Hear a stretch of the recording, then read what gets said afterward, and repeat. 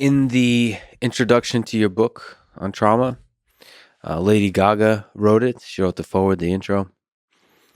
She said this about you, quote, "I can now say with certainty that this man saved my life. He made life worth living." This goes to our discussion about the myth of Sisyphus Camus question about why live. So I think, at least to me, she's one of the most brilliant and unique artists ever. So it's a difficult question, but a question of creativity. What role does trauma play in somebody like that, in this artist that has created some incredible things? What positive, constructive role does trauma serve, and what limiting role does it serve in preventing that person from flourishing more? Trauma can certainly drive us to creativity, right? To even to push against or to protest against what the trauma tells us. Trauma tells us lessons like nothing matters and you don't matter and nothing will ever be good and nothing is beautiful. And we can push against trauma. There is life in me. There's goodness for me to spread in the world, to express and spread. So I think trauma fuels creativity in many, many, many ways. Trauma also shuts down creativity, right? People it's one example, trauma that escalates to the point where now the person is soothing it with alcohol. It's one example. And now the impact of the alcohol shuts down any creativity. So can people be creative and outward thinking without trauma? I think sometimes, if I remember correctly, people will use Immanuel Kant as an example of someone who I think hadn't traveled much and didn't have trauma and look at what he knew. So, okay, there are going to be exceptions, right? But a lot of our creativity is in some ways fueled by our suffering, although it's complicated because it comes from generative places in us, right? So those places are there. They're not created by suffering, but maybe suffering makes an incentive or a passion inside of us. And a person, Stephanie, who you referred to, is just such an incredible, astounding creative force. And sure, some of that comes from trauma. Some of it comes from, trauma fueling the generative creative places in her. But what I helped her to do, she's very generous with her words, but what I helped her to do was to see all that she is and all that the creativity in her is and all that there is to create through love and caring and compassion, and to again see that. I mean, a lot of time that's what I'm doing clinically. I think it's what good psychiatrists or mental health professionals do is we help people see the beauty that is there, right? Because oftentimes we're way too close up to that tapestry, and what brings us close is often the sad thing. So we're up close and all we see is the negative. I mean, it's easy then to get classically nihilistic, but by helping someone take a step back and to see who they are and what's in them, that's how people get better, and it's how people re-engage in life. It's such a difficult thing because if you were to, from studying human beings, it seems like the optimal trajectory is having some trauma that doesn't destroy you, that forces you early in life to really struggle with the intricacies of the human condition. And then later in life, as you form and you build an expertise around and mastery, start to do exactly what you said, which is step back and look at the tapestry. So if you if you don't have the trauma, it seems like, just empirically speaking, there's of course just a huge amount of data and all kinds of anecdotal evidence, but and I'm going to be careful here because maybe I'm romanticizing hardship, but it does seem that hardship in childhood, if it doesn't break you, can be constructive. It's like you said, having that trauma, one of the ways to fight it is to say, I am worth something. Right. I am.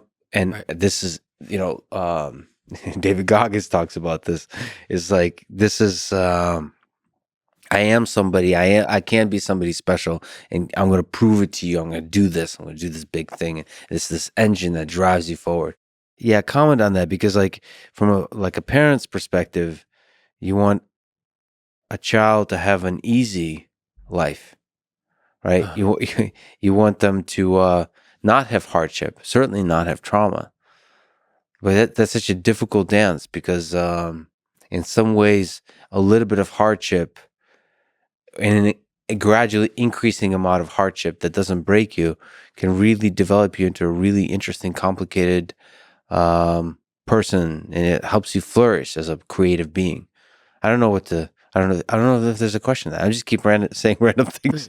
No, I think it makes good. Yeah. It makes good sense to me. I think you're trying to get at, like, look, we need trauma, and like, and what, and how are we defining it, right? Because we say trauma, hardship, difficulties. I mean, we could set aside, we could set apart, say, and differentiate things that are difficult, but that are overcomable, right? Yeah. Versus things that we could use trauma, the word trauma this way, if we chose to, that are just like entirely negative, like someone saying, "Oh, you can't do that and you'll never succeed because what?" And then they tell you something about yourself, like, because you're from here or you're this race, religion, whatever it is, right? We think, well, that could make someone say, "Hey, I'm going to show you, I'm going to overcome," right? But then they're overcoming something bad, right? Like, it's just not like there's nothing good or helpful about that, right? If someone's saying that, so the person has to overcome it.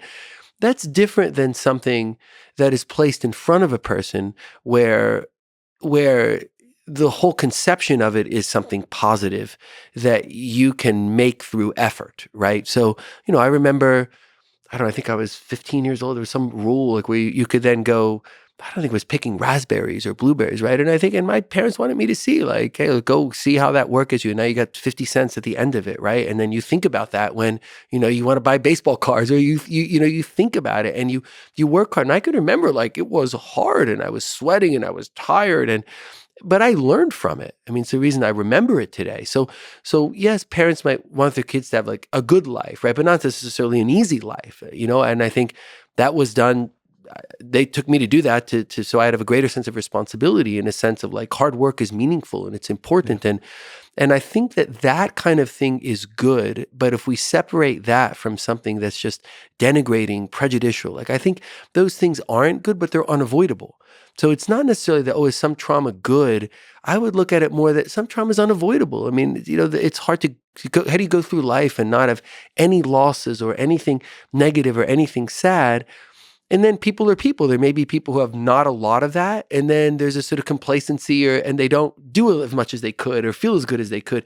Then there's other people who have a highly attuned emotional. So there are people with very highly attuned emotional compasses for which a little bit of trauma becomes so intrusive. So it's so much of it is person driven, but I do want to distinguish between things that are just purely bad that we might overcome or find some fire in our belly about, or whatever the case may be, and things that may be boundaries or barriers, either directly, purposely placed or not, that in a sense invite us or inform us of the possibility of striving and overcoming.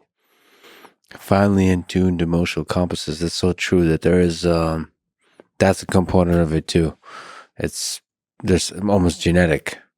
Mm-hmm. How sensitive you are to particular trauma. So little things can have a huge impact, or gigantic things. Serious abuse in childhood can be, by some people, overcome more easily.